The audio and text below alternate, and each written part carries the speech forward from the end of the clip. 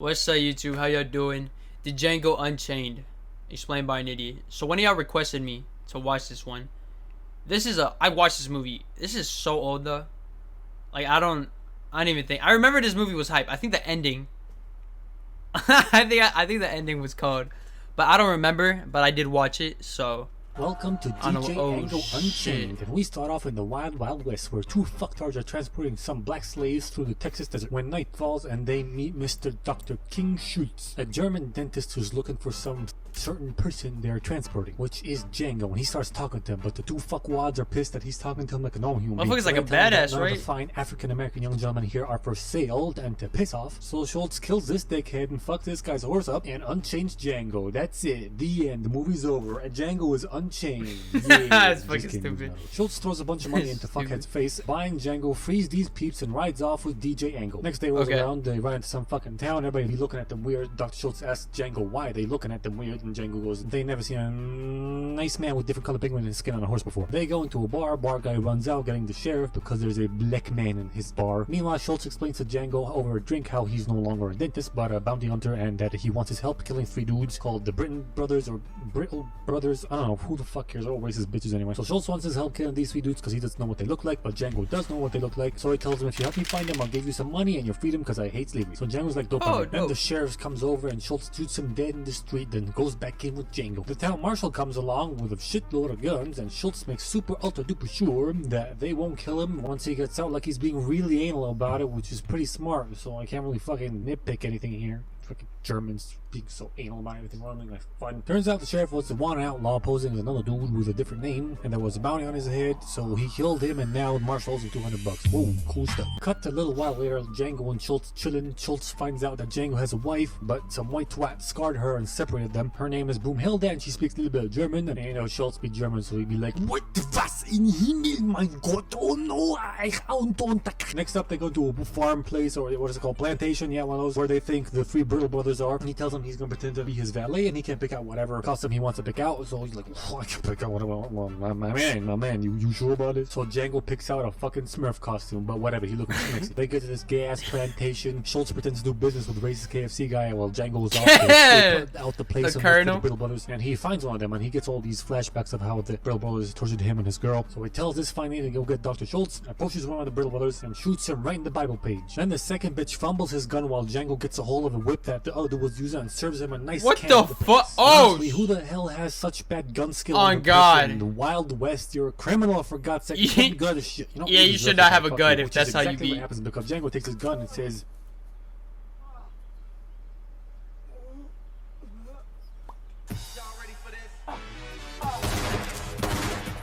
Schultz comes along, kills the third Brittle brother. Same shit as the marshal happens with Kentucky Fried Chicken Man, and he tells him to fuck off, gives Django the stank eye, and turns out this dude's part of the KKK, and he rallies up the fucking KKK dudes to kill Django and Schultz at night. And if you don't know what the KKK is, don't worry, I'm gonna educate you. This stands for cunts, cunts, cunts, and it's a group of cunts that hate black people. And they try to attack Schultz and Django that night while they're sleeping, but Schultz's tactical jump pretty accurate is coming a mile a day, and he posts up with the sniper rifle and shoots this thing. You know, the tooth that is on top of the dentist cat that he has scares all the people off and kills some of them. Then he gives Django a shot to shoot Colonel Sanders while he's running away on his horse. Now, complete novice making this shot from that far away, fine, whatever. The movie says he's a natural, he's a natural. Who the fuck cares? What I want to just hear is the fucking blood splatter all over the horse from the entry wound. Is this some explosive bullet, Tarantino? What is up with your bullet physics again, dude? Isn't all the blood supposed to come out from the exit wound or whatever? Ugh, you know, whatever.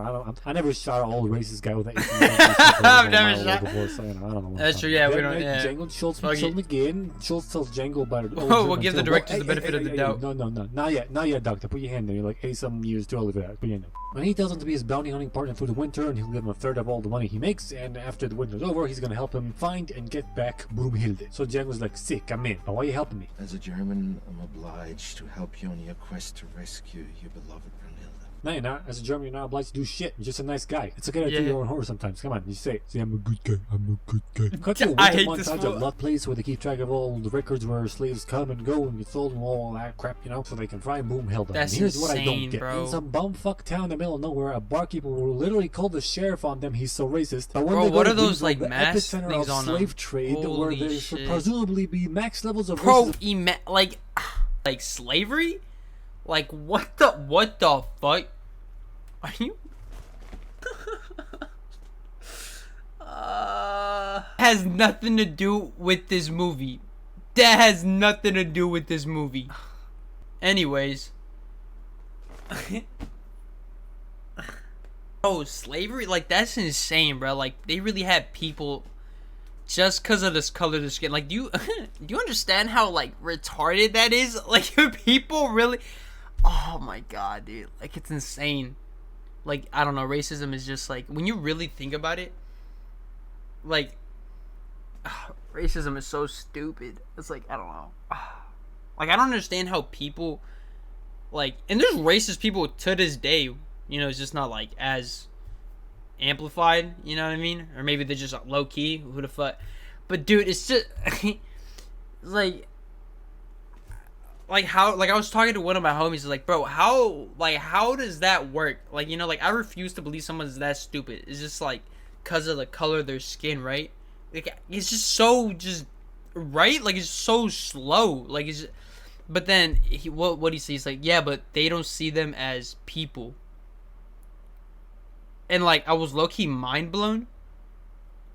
But, like, it's still retarded. Because, like, like, how do you not, like, how, off of the racial, like,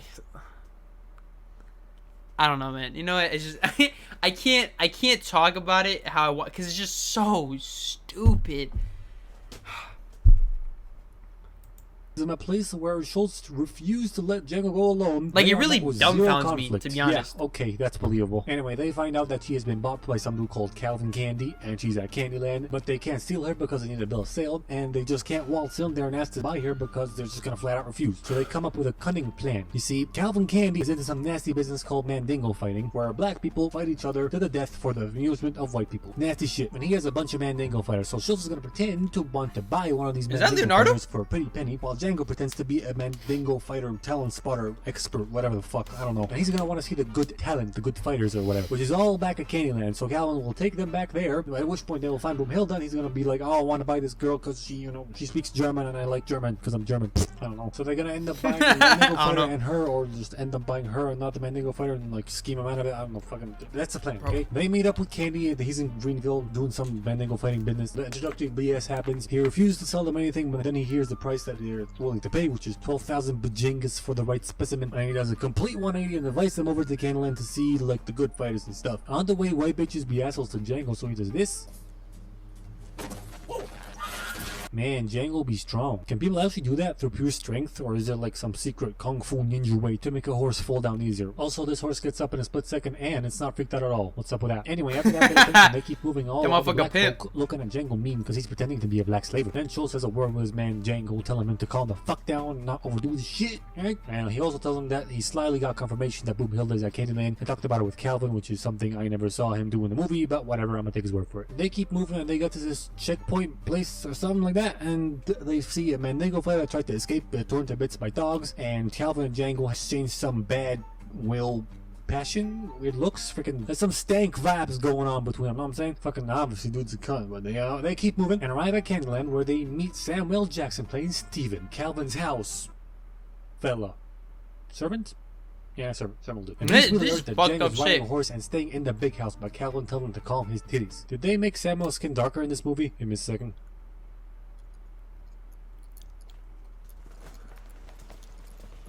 Blacker. Oh, jeez. Seems like they did. Anyway, Schultz asked for Broomhilda to send up to their rooms.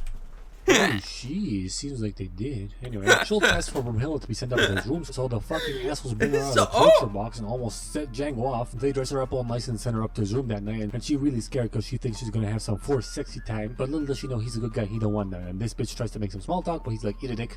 He speaks some German to her, like, Fahrrad, Achtung, Schweinsteiger. Fear not, milady, I am here to rescue you with a mutual friend. I'm only speaking in German. So Candy's peeps don't understand what we're saying. We must promise not to scream when you see this mutual friend of ours, or else we are donezo. Django opens the door behind her, she faints, and the indestructible glass falls out of her hands, but does not shatter. I guess, you know, it's possible that happened, and it fell on the rug too, so. Anywho, yeah, fell on the rug, have some dinner at night, or is it, what's it called when you have food at night? Is it, you got dinner? Lunch? Sorry, breakfast, lunch, dinner. Dinner. Supper?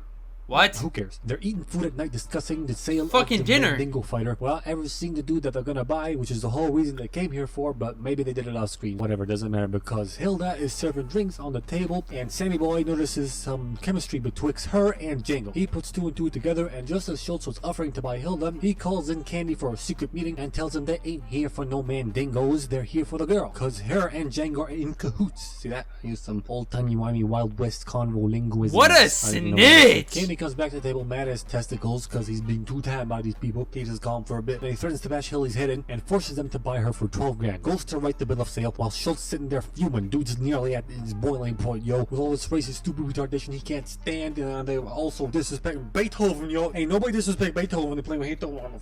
I'm telling you, shit's getting close. Dude's about to blow. He goes over to the Candy, finalizes the papers, and tells him ever so politely to fucking suck a fat cock. But just before he leaves, Candy's like, if you don't shake my hand, the deal's not done. And Schultz really doesn't want to shake his hand, but Candy threatens to shoot Hilda if he doesn't do it. So Schultz is like, if you insist, walks up to him, boom, hidden pistol, baby, shoots him straight in the flower. He finally snapped and killed Candy, and then just stands there doing nothing, allowing this dickhead to shoot him. Wait, what? He finally snapped and killed Candy, and then just stands there doing nothing, allowing this Why the fuck did he have to dickhead to die? shoot him. I understand you. Bro, he could've, nah, he could've picked. Finally snapped and killed Bro, Candy, he could've, and then stands just there pop. doing He nothing, could. allowing this dickhead to shoot him. I understand you snapped and couldn't take him, but you just had to fucking kill him right then and there. But you could have just shook his hand and shot then the other fucking guy. did him like you did the KFC guy, right? But nevertheless, I understand. However, what I don't understand is why you have to fucking stand still and give him one last zinger, dude. Why not? Thank go for cover? you. Better yet, why not shoot the guy before he shoots you? You definitely had time. He And as I recall, that thing has 2 shots in it. Bruh, come on. You know so well you're a fucking dipshit. Django gets a gun. Honestly, kills a bunch fuck of that white fool hoes, for and letting starts to himself shoot die. at, in which he can Fuck clearly that guy. shoot through people and wood, but then immediately uses this dude as a meat shield and a cupboard or whatever that is as another bullet shield, and it works. What the hell? Fucking bullet physics, Quentin. At least be consistent. Yeah. They threatened to kill his girl that's again, facts. so he comes out with his hands up. We got the Django hanging upside down, and somehow his brain has not exploded yet from all that blood rushing into it by staying upside down for extended periods of time. Jackass comes over to cut his manhood off, but Steven stops him in last second, saying that Candy's sister or whatever has decided to give him to a mining company or some shit like that, where he's destined to spend the rest of his life turning big rocks into little rocks. Because that's worse than having your balls cut off and dying in a few minutes, according to them. And they want Django to suffer. So these racist Aussie miners take him, hey there, Tan Titty, along with these 3 dudes that were giving Django mean looks before. Then Django tricksters the Aussies into freeing him by saying he was there for a bounty. Bro, oh my god. The white guy have to die. Oh my god. What the fuck? Then Django tricksters the Aussies into freeing him by saying he was there for a bounty. He rode in with a white dude that's his partner, and shit hit the fan. They killed his partner, and they, accused him and whatever, blah, blah, blah. Now he's here, and they left $11,000 in bounties back at the farm or plantation, and if they let him go, he's gonna help him get it and give him all the money. The Aussie cans are obviously skeptical, so they go over to these 3 ladies. They ask them, and they back up Django's story that he rode in with a white man and that he is a bounty hunter. How they know he's a bounty hunter, I have no fucking clue, but they... I think maybe Steph found the ambulance.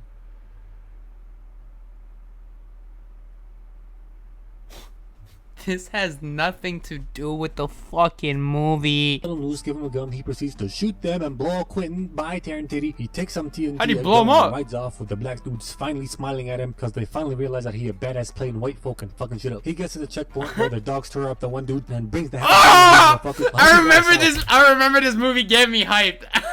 I think this is it.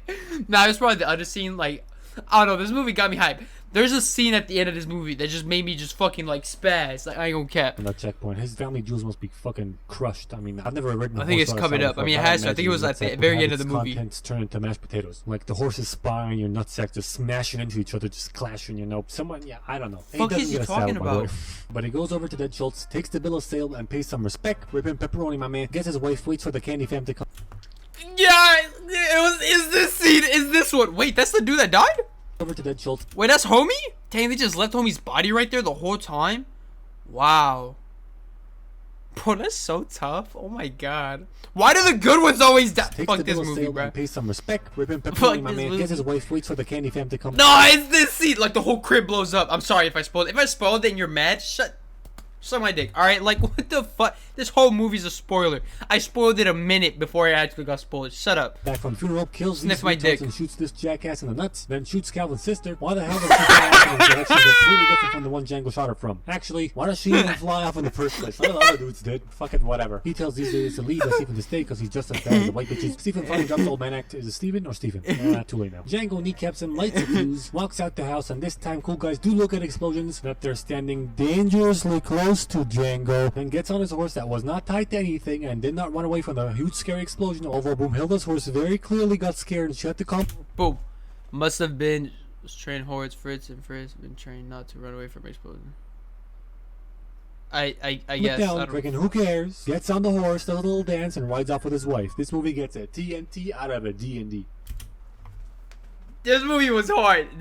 I remember it. I remember that scene gave me so hype, and I was like, "What? How young? Damn, I was a fucking little saint. Like, you know what I mean? I was just young." But yeah, this shit's pissing me off, bro. What the? Look at this fool. Like, what the fuck is going on here, man?